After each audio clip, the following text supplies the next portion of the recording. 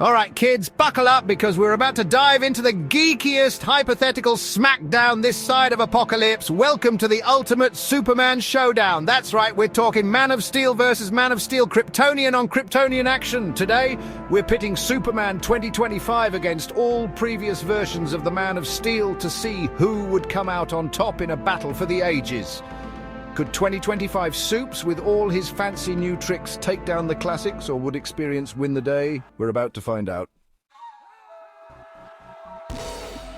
First up, we got ourselves Superman 2025. Now, this ain't your daddy's Superman, folks. This ain't even your cool uncle who lets you stay up late watching trauma movies. Superman 2025 Superman is a whole new beast, rebuilt from the ground up by those wacky comic book writers who got to keep things fresh. We're talking new powers, new costume, maybe even a new attitude. This Superman is packing heat vision that could melt adamantium.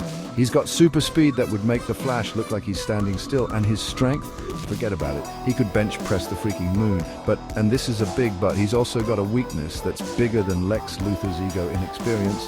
This Superman's still wet behind the ears, and that could be his downfall when facing off against the seasoned veterans of Superman past. Now let's talk about the OG, the one and only Christopher Reeve's Superman from 1978. Back when special effects were mostly dudes on wires and a prayer, Reeve brought Superman to life with a twinkle in his eye and a whole lot of heart. He may not have had all the fancy powers of the newer models, but what he lacked in bells and whistles, he made up for in pure, unadulterated Supermanness. This is the Superman that taught us about truth, justice, and the American way. He could fly, he was bulletproof, and he could toss a car further than a frisbee. Plus, he had that whole charmingly awkward secret identity thing going on as Clark Kent. Man, could Reeve rock a pair of glasses. But let's be real, this Superman wasn't exactly known for his fighting skills. He was more of a lover than a fighter, which might put him at a disadvantage in this superpowered slugfest. Chapter 3, Superman 2006, The Return of Hope. Next up, we got Brandon Routh as Superman returns in 2006. After a long Superman drought in the movies, Routh swooped in with the weight of the world literally on his shoulders. This Superman was carrying the legacy of Reeve, trying to live up to the legend while forging his own path. And you know what? Routh did a damn good job. This Superman had the power, he had the look, and he even had a little bit of that Reeve-Ian charm. Plus, he had that cool, sleek suit with the muted colors. Very stylish. But, and there's always a but, this Superman also had to deal with some serious emotional baggage. He'd been gone for 5 years, and let's just say things with Lois didn't exactly work out the way he'd hoped. Talk about your kryptonite.